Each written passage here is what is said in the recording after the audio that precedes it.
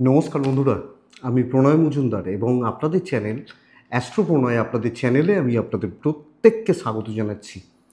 এটাও কৌশিকী অমাবস্যার টোটকা। প্রথম পার্ট একটা ছিল, ওখানে বলেছিলাম আরেকটি ভিডিও আসবে, তো সেই ভিডিও এটা। আপনাদের চ্যানেল বলার কিছু নেই, প্রত্যেক দিন ভিডিও আছে, সাথে থাকুন, রেগুলারলি আপডেটগুলো আসে। ডেসক্রিপশন রইল, ফোন বা হোয়াটসঅ্যাপ নাম্বার রইল, চাইলে যোগাযোগ রাখতে পারেন। তাহলে চলুন আলোচনাটা শুরু করি। আমি কেন কৌশিকী, আমি অন্যান্য অমাবস্যায় খুব বেশি আর ভিডিও বানাই না, কিন্তু এটা বছরের শ্রেষ্ঠ অমাবস্যা, শ্রেষ্ঠ তিথি, অমাবস্যার যে তিথিগুলো রয়েছে। তো এখানে ছোট ছোট কাজেরও অনেক গুণ করে ফল আসে, গুণ। হ্যাঁ, যদি একের সাথে 10 গুণ করে দিই 10 হয়ে যায়, ঠিক তেমনই কয়েক গুণ রেজাল্ট আসে। সেই কারণেই ভিডিওটা করা। আমি আগের ভিডিওটায় 5টা টিপস দিয়েছিলাম, এখানেও 5-6টা টিপস দেবো। ওখানে আলাদা টিপস ছিল, এখানে কিছু আলাদা টিপস থাকবে। করুন সহজ সহজ কিছু টোটকা বা তথ্য, অবশ্যই আপনারা ভালো রেজাল্ট পাবেন বা বেটার রেজাল্ট পাবেন। তো চলুন শুরু করছি বা শুরু করা যাক। কৌশিকী অমাবস্যা কবে, আমার আগের ভিডিওতে বলা হয়নি। আমি ভেবেছিলাম আপনারা হয়তো জানেন। 2রা সেপ্টেম্বর শুরু হচ্ছে এবং 3রা সেপ্টেম্বর শেষ হচ্ছে। 2 তারিখ ভোরবেলা 5টার আশেপাশ থেকে, ওই 5টা 10-12 এই সময় থেকে শুরু হচ্ছে ভোরবেলা। সারাদিন অমাবস্যা চলবে। রাত্রিবেলা যাবতীয় কাজকর্মগুলো হবে, মায়ের পুজো হবে নানা জায়গায়। 3 তারিখ সকাল 6:30 পর্যন্ত। তাহলে দিনটা হচ্ছে 2 তারিখ, মেনলি 2 বা 3 তারিখ বলতে পারি, কারণ রাত 12টা পেরিয়ে গেলে 3 হয়ে যাবে। তো 2 বা 3 এইটা হচ্ছে দিন, এবং মারাত্মক তিথি। এটা কিন্তু ঘটনা। বলা হচ্ছে এই দিন দেবী কৌশিকী, কিছু জায়গায় বলছে তার জন্ম মা পার্বতী থেকে, কিছু জায়গায় বলছে এই দিন দানব শুম্ভ নিশুম্ভ বধ হয়েছিল। যাই হোক, মা কৌশিকী। শুধু তাই নয়, তারা, দেবী তারা দশমহাবিদ্যার দ্বিতীয় মহাবিদ্যা, আদিশক্তি থেকে দ্বিতীয় মহাবিদ্যার তৈরি বা আবির্ভাব তিথি বলা হচ্ছে। তো অত্যন্ত গুরুত্বপূর্ণ একটা তিথি, এবং এটাকে তন্ত্ররাত্রি বলে, তন্ত্রক্রিয়া, এবং এটা সিদ্ধরাত্রি। এই তন্ত্রক্রিয়ার দ্বারা সাধনা বা সিদ্ধি লাভ, তার তিথি হচ্ছে এই তিথি। তো অন্যতম শ্রেষ্ঠ তিথি।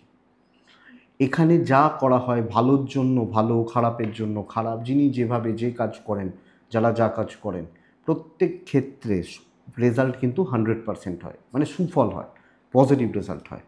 তো আমাদের বেসিক কিছু নিডস থাকে, ড্রিম থাকে বা ডিজায়ার থাকে, আমরা চাই সেগুলো ফুলফিল হোক বা ফুলফিলমেন্ট আসুক। তার তার টোটকাটা প্রথমত বলি, আসছি পরপর এক এক করে 5টি বা 6টি টিপস আপনাদের কাছে দেবো। তো দেখুন, জীবনে চলতে গেলে আমাদের ভালো সময় যেমন চলে, আমরা এক্সপেক্ট করি আমাদের সারা জীবন সব সময় ভালো চলবে, কিন্তু বেশিরভাগ ক্ষেত্রে সেটা হয় না। আমাদের জীবনে এমন কিছু মুহূর্ত আসে যেগুলো যেগুলো অত্যন্ত বিপদ বা বিপদ ডেকে আনে, গণ্ডগোল ডেকে আনে, খুব টেনশানে আমরা পড়ে যাই।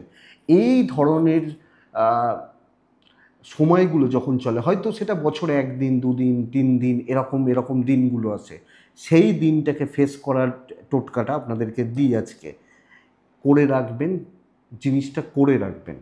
যেদিন এটার প্রয়োজন হবে, বলে না যে একটা শার্ট আমি তৈরি করে রেখেছি, বিয়েবাড়ি গেলে পরবো, ভালো অনুষ্ঠান বাড়ি গেলে পরবো, তাহলে শার্টটা তৈরি করে রেখেছি, ওই দিনে পরবো। এই যে ব্যাপারটা করে রাখবেন কৌশিকী অমাবস্যায় কাজটা, যেটা করবেন, কোনো একটা তারা, যেখানে মা তারা রয়েছেন, কোনো একটা তারা মন্দিরে যাবেন, মা তারা বিগ্রহ, বা এটাও হতে পারে যেখানে মায়ের পুজো হচ্ছে, একান্তই যদি না পান তাহলে কোনো কালী মন্দিরে যাবেন, যেখানে মায়ের একটু উগ্র রূপ রয়েছে, উগ্র রূপ, একটু দেখলেই ভয় ভয় লাগছে, এই ধরনের কোনো মন্দির, বা বলা হয় জাগ্রত মন্দির, যেটা আর কি।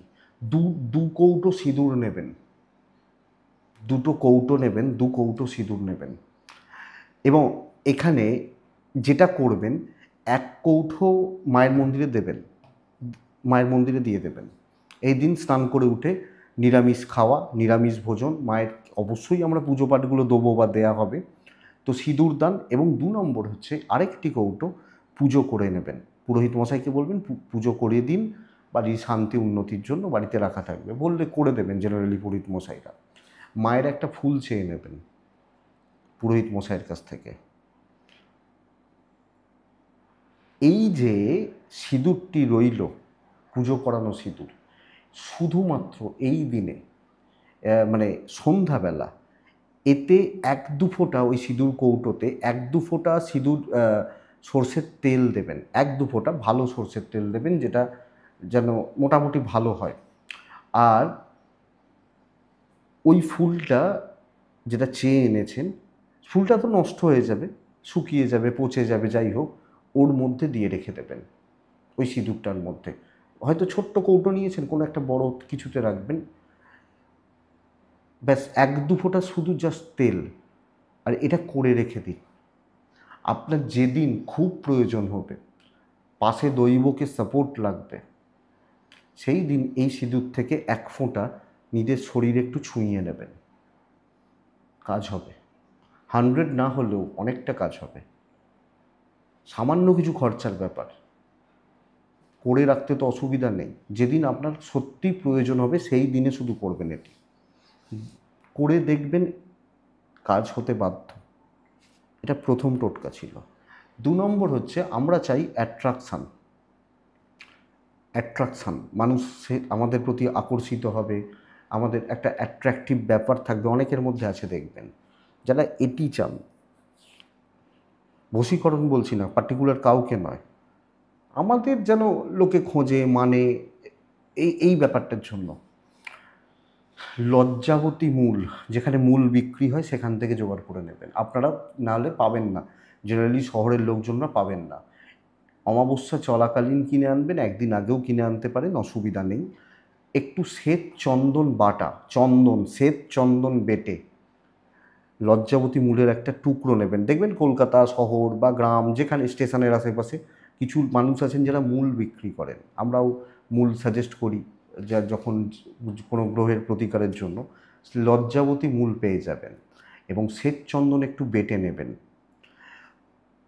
ওই শ্বেতচন্দনটা বাটার পর ওই সন্ধ্যাবেলা করবেন, লজ্জাবতী মূলটায় ভালো করে চন্দনটি মাখাবেন, একটু মাখিয়ে নেবেন, যেরকম আমরা মাখাই না, এইভাবে মাখিয়ে নেবেন। একটা হলুদ কাপড়ে মুড়ে, ছোট্ট হলুদ কাপড়ে মুড়ে, টুকরোতে মুড়ে শরীরে ধারণ করবেন।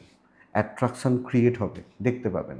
শরীরে ধারণ করুন বা সাথে রাখুন, ওই কিছুর মধ্যে মিশিয়ে কাঠ দিয়ে হাতে পরা, কোমরে পরা, এই রকম ব্যাপার। এটা করুন না, খুব ভালো রেজাল্ট পাবেন। 3 নম্বর টোটকা, যাদের নিয়মিত বাধা বিপত্তি আসে, নিয়মিত বাধা আসে, তাদের জন্য এটা, মানে কি বলবো, পারিবারিক বাধা, পরিবার থেকে কোনো কাজ এগোচ্ছে না, এই ব্যাপারগুলো যাদের হয়, তারা করবেন 3টে আলাদা আলাদা স্থানের মাটি নেবেন, 3টে আলাদা আলাদা জায়গার মাটি নেবেন। 3টে আলাদা আলাদা স্থানের মাটি নেবেন, কালেক্ট করে আগেই রাখতে পারেন, মন্দিরেরও মাটি হতে পারে, যে কোনো আলাদা জায়গার, একটু ভালো জায়গার মাটি নেবেন, অ্যাকচুয়ালি এটা বলার। একটা কাঁটাযুক্ত গাছ নিয়ে আসবেন, জোগাড় করবেন একটা কাঁটাযুক্ত গাছ, এবং বাড়ির দক্ষিণ পশ্চিম কোণে ওই মাটিতে ওই গাছটা, টবেই, ঘরের মধ্যে নয়, বাইরে, দক্ষিণ পশ্চিম দিকে বাইরে। এবার ধরুন আপনার ফ্ল্যাট বাড়ি, কী করবেন আমি জানি না, কিন্তু যদি দক্ষিণ পশ্চিম কোণে কোনো ব্যালকনি থাকে সেখানে রাখতে পারেন, ঘরে রাখা উচিত হবে না। দক্ষিণ পশ্চিম রাহুর কোণ, 3 স্থান, 3টে আলাদা আলাদা জায়গায় কাঁটাযুক্ত গাছ এই বাধাগুলোকে নাশ করাবে, নেগেটিভ ইমেজ এফেক্ট অনেকটা অ্যাট্রাক্ট করবে বা টেনে নেবে। করে দেখুন, আপনারা ভালো রেজাল্ট পাবেন। করে দেখুন, ভালো রেজাল্ট পাবেন বা ভালো ফল পাবেন। যে মানুষটা নিয়মিতভাবে চেঁচামেচি করেন, মাথা খুব গরম, তার জন্য এটি বলি। এটা এটা যে কোনো সময় করা যায়, কৌশিকী অমাবস্যার দিনও করতে পারেন। দিন থেকে শুরু করাটাই ভালো, কিন্তু এটা এই রকম নয় যে থামিয়ে দিতে হবে, এটা রেগুলার করতে হবে, এমন কিছু শক্ত কাজ নয়। শুনে নিন, একটা কাঁচের গ্লাসে 1 ভর্তি জল নেবেন, 1 ভর্তি জল নেবেন একটা কাঁচের গ্লাসে। সেই জলটা একটু খেয়ে রেখে দেওয়া মাথার পেছন দিকে, মাথার কাছে, এবং তাতে 1টা বা 2টো গোটা এলাচ ফেলে দেওয়া, সারা রাত ওখানে রাখা থাকবে। পরের দিন সকালবেলা ঘুম থেকে উঠে, সকালবেলা কাণ্ডযুক্ত গাছের গোড়ায় দিয়ে দেওয়া, লতানে গাছ নয়, কাণ্ডযুক্ত গাছ, যে গাছটা স্ট্রেট ওঠে, মানে ঝুঁকে নয়, কাণ্ডযুক্ত গাছ, এরকম এই গাছের গোড়ায় দিয়ে দেওয়া।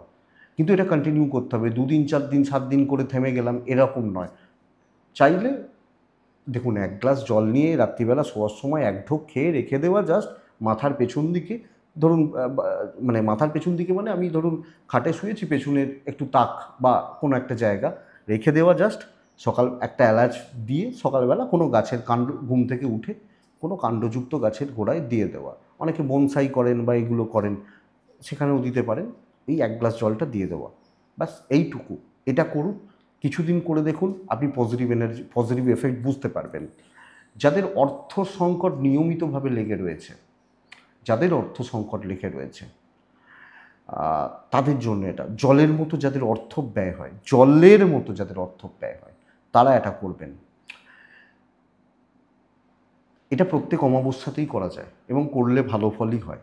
কৌশিকী বলে শুধু নয়, প্রত্যেক অমাবস্যাতে করা যায়।